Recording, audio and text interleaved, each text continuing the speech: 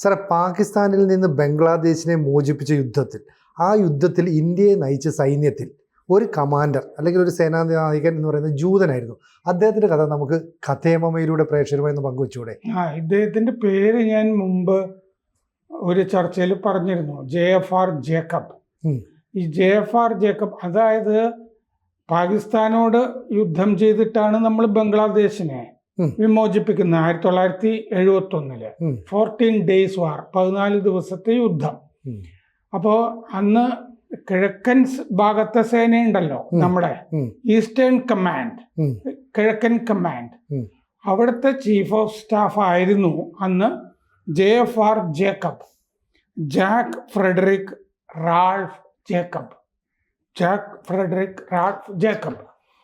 അദ്ദേഹം ഒരു ബാഗ്ദാദി ജൂ ആയിരുന്നു.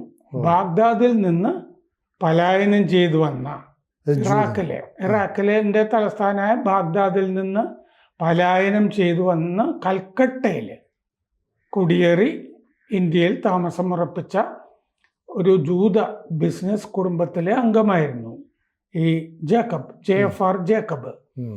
ഈ JFR ജേക്കബിന്റെ കഥയാണ് നമ്മൾ ഈ പറയാൻ പോകുന്നത്. ആ യുദ്ധത്തിൽ കിഴക്കൻ കമാൻഡാണ് യുദ്ധം നയിക്കുന്നത്. അതെ, കാരണം കിഴക്കൻ കമാൻഡ് കൽക്കട്ടയിലാണല്ലോ.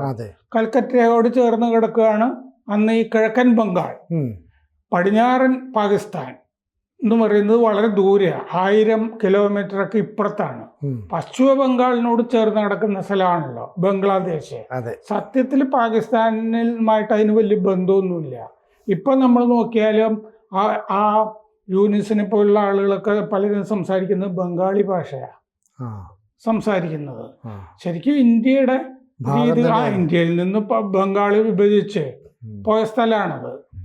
അപ്പോൾ അന്ന് അവിടെ മുക്തി ബാഹിനി എന്ന് പറഞ്ഞ് മറ്റേ മുജിബുർ റഹ്മാനെയൊക്കെ പിന്തുണയ്ക്കുന്ന ഒരു സൈന്യം, യുവാക്കളും ഒക്കെ ഉള്ളത്. ആ മുക്തി ബാഹിനി അവിടെ പൊരുതുന്നുണ്ടായിരുന്നു സ്വാതന്ത്ര്യത്തിന് വേണ്ടി.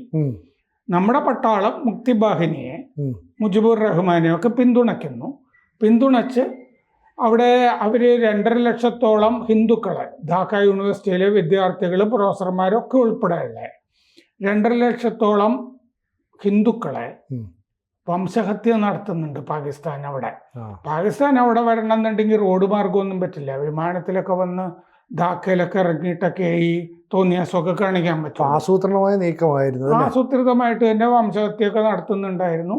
അതിനെപ്പറ്റി പ്രസിഡന്റ് നിക്സൺ, അമേരിക്ക, അയാളുടെ വിദേശകാര്യ സെക്രട്ടറി ഹെൻറി കിസിഞ്ചറും ജൂതനാണ്.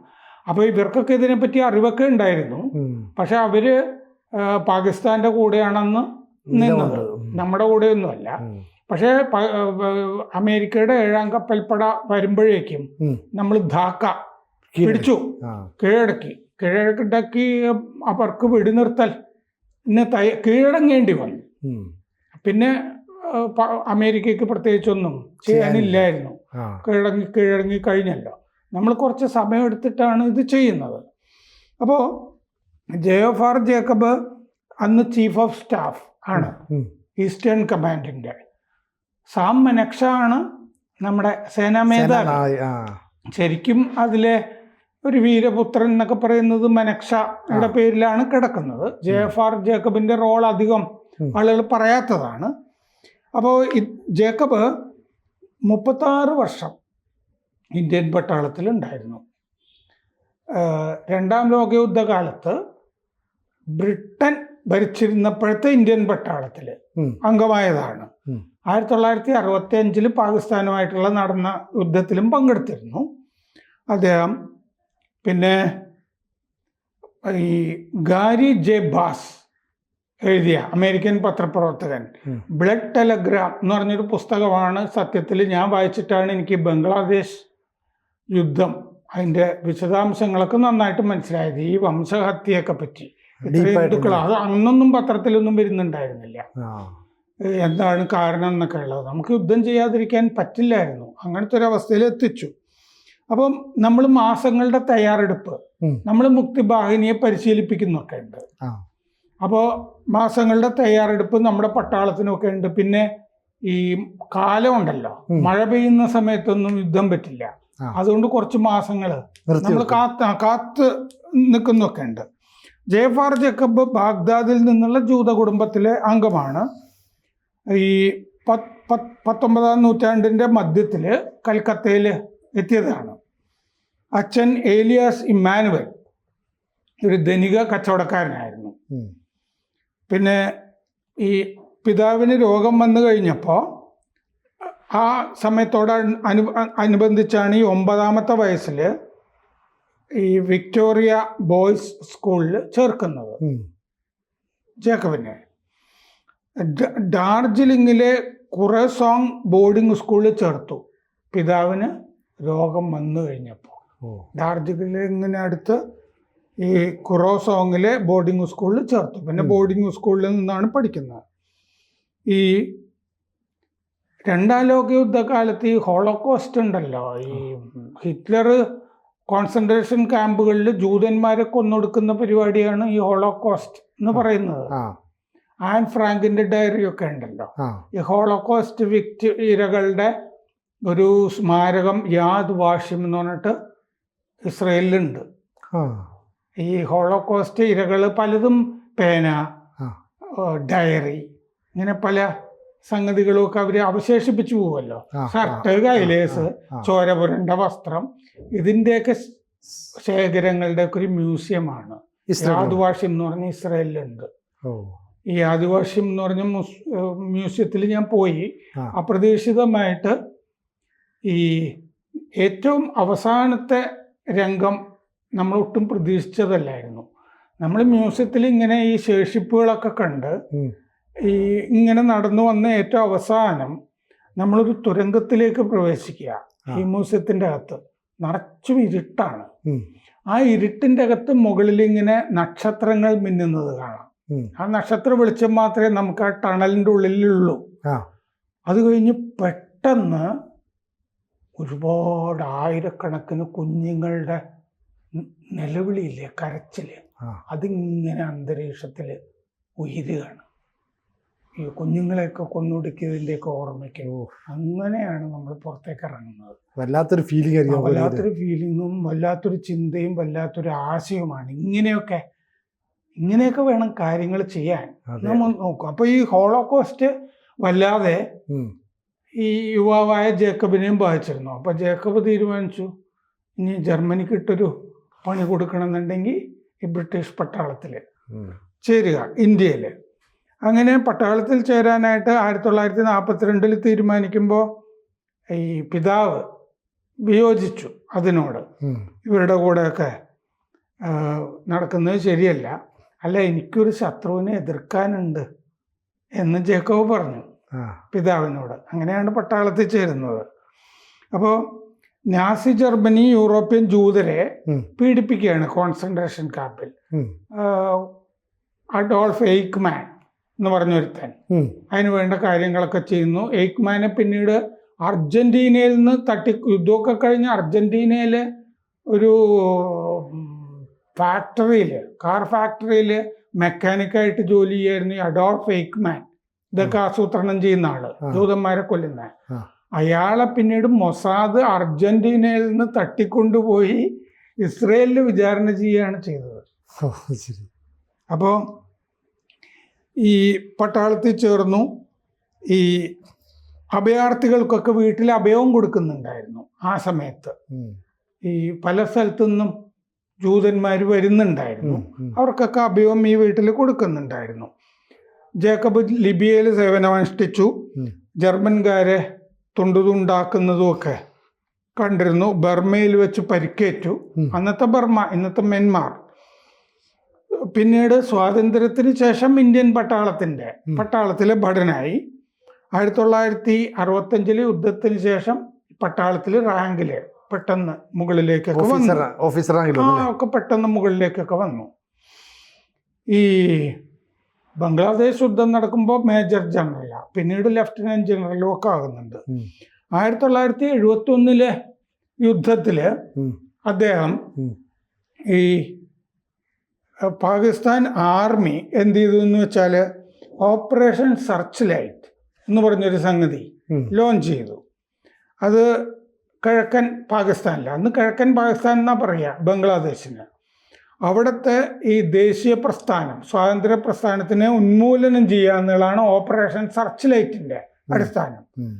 ആ ഓപ്പറേഷൻ്റെ ഭാഗമായിട്ടാണ് ഹിന്ദുക്കളെയൊക്കെ കൊന്നൊടുക്കുന്നത്. അത് കാരണം 1 കോടി അഭയാർത്ഥികൾ ഇന്ത്യയിലേക്ക് പലായനം ചെയ്തു.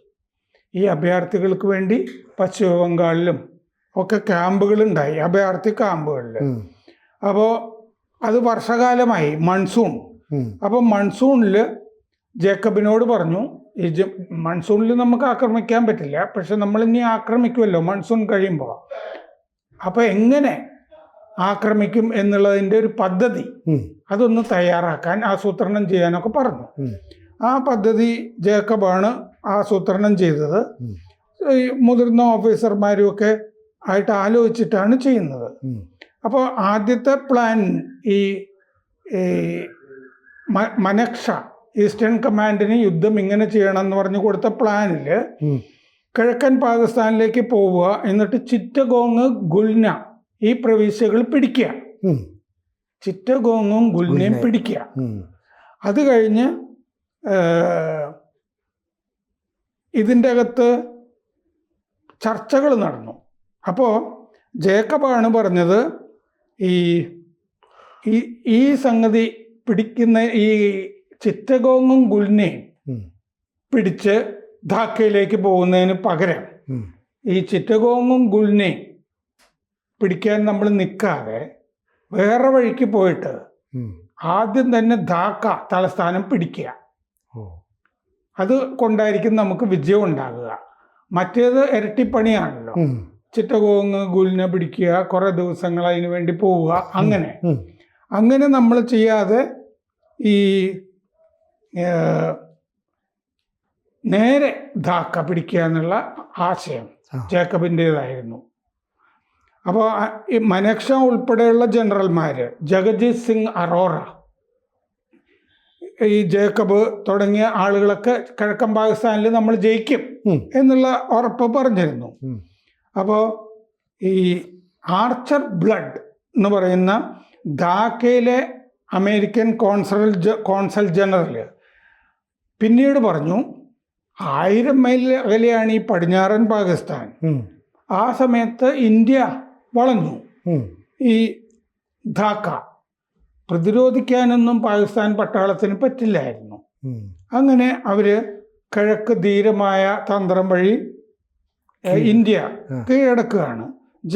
ജേക്കബ് ആവിഷ്കരിച്ച തന്ത്രമാണത്. നേരെ ധാക്കയിലേക്ക് പോവുക, ഇടയ്ക്കുള്ള പട്ടണങ്ങൾ ഒഴിവാക്കിയിട്ട് ധാക്കയിലേക്ക് പോവുക എന്നുള്ളത്.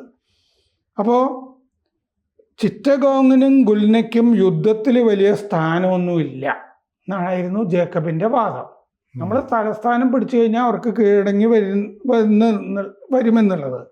1971 ഡിസംബർ 3 പാകിസ്ഥാൻ ഇന്ത്യയെ ആക്രമിക്കുന്നത്.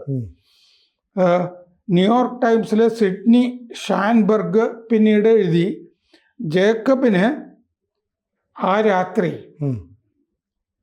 വലിയ സന്തോഷമായി. കാരണം എന്താണെന്ന് വെച്ചാൽ, ഇനി ഈ ശത്രുവിന് എന്താണ് ശരിയായ ഒരു പട്ടാളമെന്ന് നമ്മൾ കാണിച്ചു കൊടുക്കും. ശരിക്കും ഒരു പട്ടാളം എന്താണെന്ന് നമ്മൾ ശത്രുവിനെ കാണിച്ചു കൊടുക്കും. ആ ആക്രമിച്ച രാത്രി വലിയ സന്തോഷമായിരുന്നു പാകിസ്ഥാനെ. ഒരു പാഠം നമ്മൾ ഇവരെ പഠിക്കുന്നുള്ളത്. അപ്പോൾ ജേക്കബ് എന്ത് ചെയ്തു എന്ന് വെച്ചാൽ, ഈ വലിയ ആക്രമണങ്ങളൊന്നും ഇല്ലാതിരുന്നൊരു ദിവസം ധാക്കയിലേക്ക് പറന്നിട്ട് ഈ AK നിയാസി, പാകിസ്ഥാന്റെ കിഴക്കൻ കമാൻഡിന്റെ മേധാവി, നിയാസിയെ പോയി കണ്ടിട്ട് പറഞ്ഞു, ഞങ്ങൾ എല്ലാ സ്ഥലത്തും ബോംബിടാൻ പോവുകയാണ്, പാകിസ്ഥാൻ നശിച്ചു പോകും. ഞങ്ങൾ ഇപ്പോൾ ഈ കിഴക്കൻ പാകിസ്ഥാന്റെ കാര്യം മാത്രമാണല്ലോ, അങ്ങനെയൊന്നുമല്ല, ഞങ്ങൾ കറാച്ചിയിലും ലാഹോറിലും എല്ലായിടത്തും ബോംബിടും, നിങ്ങളുടെ ഇസ്ലാമാബാദിലും ഒക്കെ വന്ന് ഞങ്ങൾ ബോംബിടും എന്നൊക്കെ പറഞ്ഞിട്ട് അത്യാവശ്യം പേടിപ്പിച്ചു. അങ്ങനെയാണ് ഈ AK നിയാസി കീഴടങ്ങാം എന്നിട്ട് ഒപ്പിടുന്നത്. അപ്പൊ നിയാസി കീഴടങ്ങുന്ന ചിത്രം നമ്മൾ ഇതിന്റെ കൂടെ കൊടുക്കുന്നുണ്ട്. ആ നിയാസി മനേക്ഷ ഈ കീഴടങ്ങുന്നതും ഒക്കെ ഒപ്പിടുന്ന ആ ചിത്രത്തിൽ പുറകില് വലതുവശത്ത് നിൽക്കുന്നതാണ് JFR ജേക്കബ്. അതെ, നിൽക്കുന്നതാണ് JFR ജേക്കബ്. അപ്പോൾ പിന്നീട് നിയാസി പറഞ്ഞു എന്നെ അങ്ങേര് ബ്ലാക്ക് മെയിൽ ചെയ്ത് കീഴടക്കുകയായിരുന്നു. പിന്നീട് സംസാരിച്ചു അത് പറഞ്ഞിരുന്നു ഇങ്ങനെ ബോംബിടും എല്ലായിടത്തും എന്നൊക്കെ പറഞ്ഞിട്ട് കീഴടക്കുകയായിരുന്നു എന്നൊക്കെ പറഞ്ഞു. അങ്ങനെയൊന്നും ആകണമെന്നില്ല. കീഴടങ്ങേണ്ടി വന്നതാണ്. കാരണം പിടിച്ചു നിൽക്കാൻ പറ്റുന്നില്ല. നമ്മൾ ദാക്ക വളഞ്ഞു കഴിഞ്ഞല്ലോ. അപ്പോൾ അങ്ങനെ വളയുമ്പോഴും നമ്മൾ ചില എന്താണ് മതപരമായ ഈ സ്ട്രക്ചേഴ്സ് മന്ദിരങ്ങളൊക്കെ ഒഴിവാക്കിയിട്ടാണ് പിടിക്കുന്നതൊക്കെ. അതൊക്കെ നോക്കിയിട്ടാണ്. ഇന്ത്യ അങ്ങനെ ചെയ്യുമല്ലോ എപ്പോഴും. ഔറംഗസേബിന്റെ പരിപാടിയൊന്നും നമുക്കില്ലല്ലോ. ജേക്കബ് എന്നിട്ട് 2010 പറഞ്ഞു, ഞാൻ ജൂതൻ ആണ് എന്നതിൽ അഭിമാനിക്കുന്നു, പക്ഷേ ഞാൻ പൂർണ്ണമായും ഇന്ത്യക്കാരനാണ് എന്ന് പറഞ്ഞു. 1990-കളിൽ JFR ജേക്കബ് BJP-യിൽ അംഗമായി. BJP-യിൽ ചേർന്നിട്ട് BJP-യുടെ സെക്യൂരിറ്റി അഡ്വൈസറായി. ഈ പട്ടാള കാര്യങ്ങൾ, സുരക്ഷാ കാര്യങ്ങളിലൊക്കെ ഉള്ള ഒരു ഉപദേഷ്ടാവ് ഇതൊക്കെ പറയുന്നത്. അതുമാത്രമല്ല, അദ്ദേഹം പിന്നീട് ഇന്ത്യയിൽ പഞ്ചാബിലും ഗോവയിലും ഗവർണറായിരുന്നു. അങ്ങനെയും വലിയ അദ്ദേഹത്തെ ആദരിക്കുകയുണ്ടായി. കാരണം ആ വിമോചനത്തിലുള്ള പങ്കിനെ നമ്മൾ ആദരിച്ചു. അതായത് BJP സർക്കാർ, അദ്ദേഹം BJP-യിൽ അംഗമായി.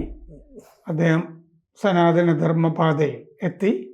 അദ്ദേഹത്തിനെ ആദരിക്കുകയും ചെയ്തു. എന്തായാലും ഈ കഥയമയിലൂടെ ഇങ്ങനെ JFR ജേക്കബ് അദ്ദേഹത്തിൻ്റെ ഒരു കഥ വളരെ കൃത്യമായിട്ട് മനോഹരമായി തന്നെയാണ് സാറ് പ്രേക്ഷകർക്ക് മുമ്പിൽ അവതരിപ്പിച്ചത്. ഇത്തരം അറിയാക്കഥകൾ ഇനിയും നമുക്ക് പ്രേക്ഷകരുമായി പങ്കുവെക്കാം.